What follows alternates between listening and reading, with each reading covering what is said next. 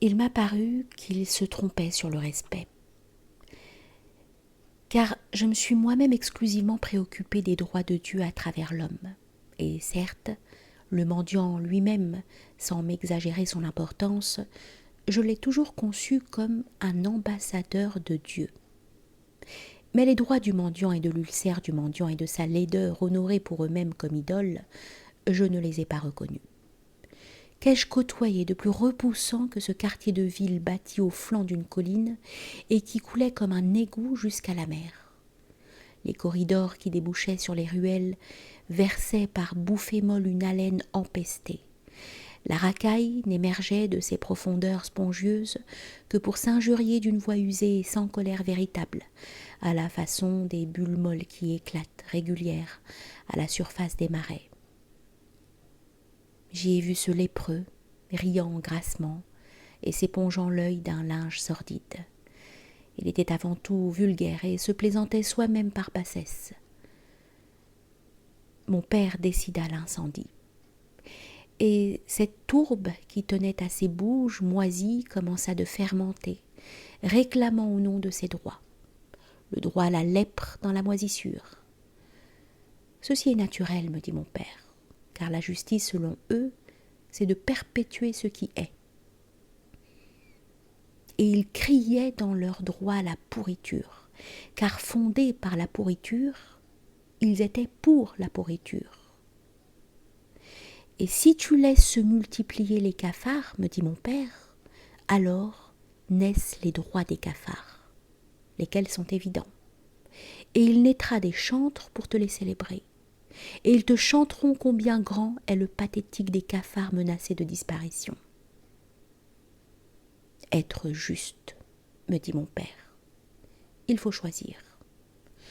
Juste pour l'archange ou juste pour l'homme? Juste pour la plaie ou pour la chair saine? Pourquoi l'écouterais-je, celui-là qui vient me parler au nom de sa pestilence? Mais je le soignerai à cause de Dieu, car il est aussi demeure de Dieu.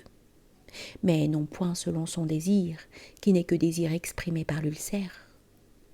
Quand je l'aurai nettoyé, lavé et enseigné, alors son désir sera autre et il se reniera lui-même tel qu'il était.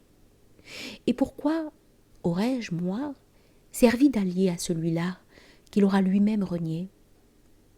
Pourquoi l'aurais-je, selon le désir du lépreux vulgaire, empêché de naître et d'embellir? Pourquoi prendrais-je le parti de ce qui est contre ce qui sera, de ce qui végète contre ce qui demeure en puissance? La justice, selon moi, me dit mon père, est d'honorer le dépositaire à cause du dépôt. Autant que je m'honore moi-même, car il reflète la même lumière, aussi peu visible qu'elle soit en lui. La justice est de le considérer comme véhicule et comme chemin. Ma charité, c'est de l'accoucher de lui-même. Mais dans cet égout qui plonge vers la mer, je m'attriste devant cette pourriture. Dieu s'y trouve déjà tellement gâté. J'attends d'eux le signe qui me montrera l'homme et ne le reçois point. Cependant, j'ai vu tel ou tel, dis-je à mon père, partager son pain et aider plus pourri que lui à décharger son sac ou prendre en pitié tel enfant malade. Ils mettent tout en commun, répondit mon père, et de cette bouillie font la charité, ce qu'ils appellent charité. Ils partagent. Mais dans ce pacte, que savent faire aussi les chacals autour d'une charogne? Ils veulent célébrer un grand sentiment.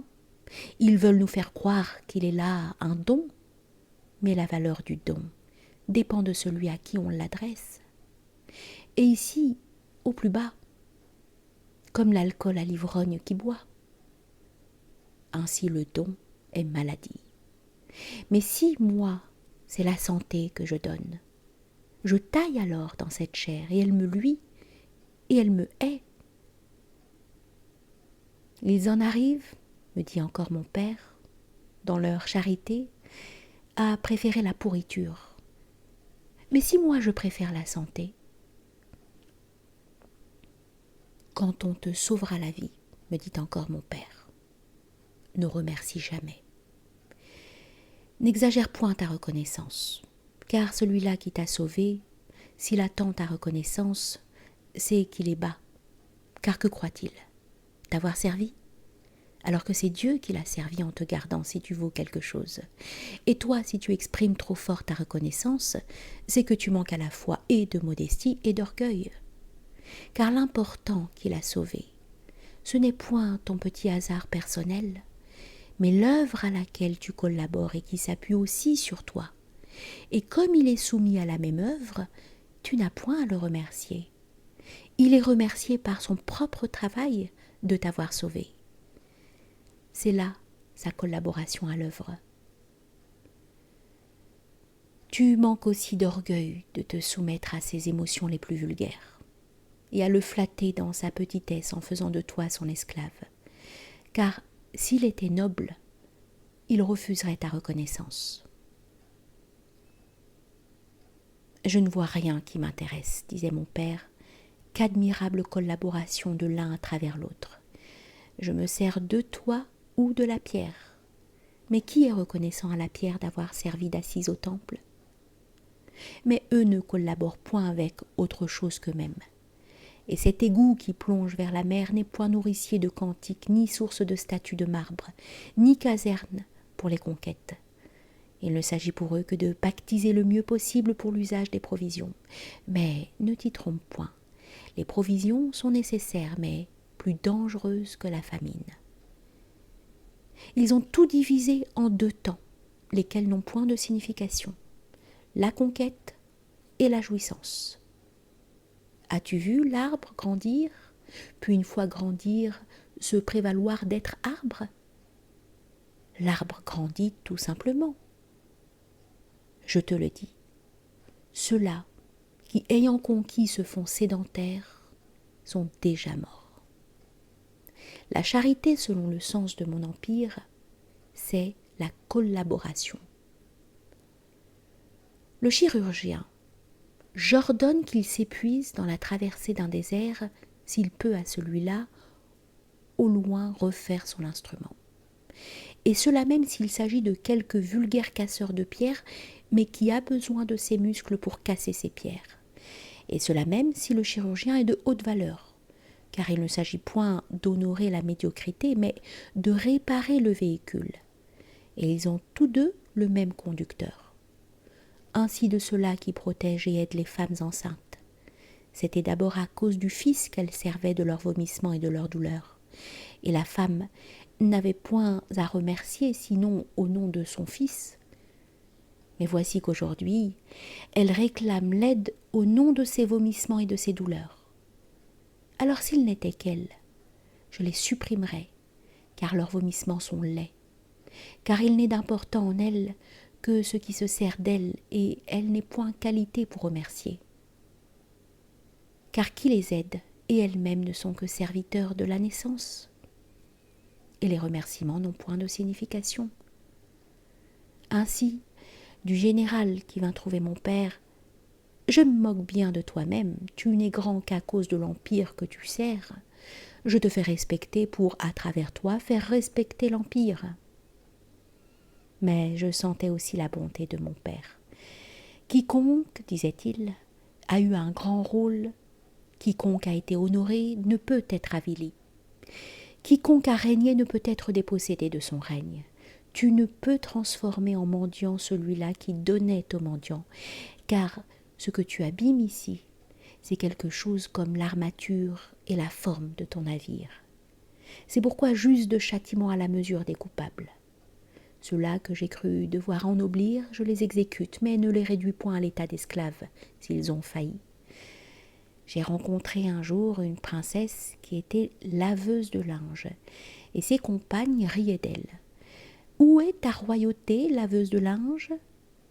Tu pouvais faire tomber les têtes, et voilà enfin qu'impunément nous pouvons te salir de nos injures. Ce n'est que justice, car la justice, selon elle, était compensation. Et la laveuse de linge se taisait, peut-être humiliée pour elle-même, mais surtout pour plus grand qu'elle-même. Et la princesse s'inclinait toute raide et blanche sur son lavoir. et ses compagnes impunément la poussaient du coude. Rien d'elle n'invitant la verve, car elle était belle de visage, réservée de geste et silencieuse. Je compris que ses compagnes raillaient non la femme, mais sa déchéance. Car celui-là que tu as envié, s'il tombe sous tes griffes, tu le dévores. Je la fis donc comparaître. Je ne sais rien de toi, sinon que tu as régné.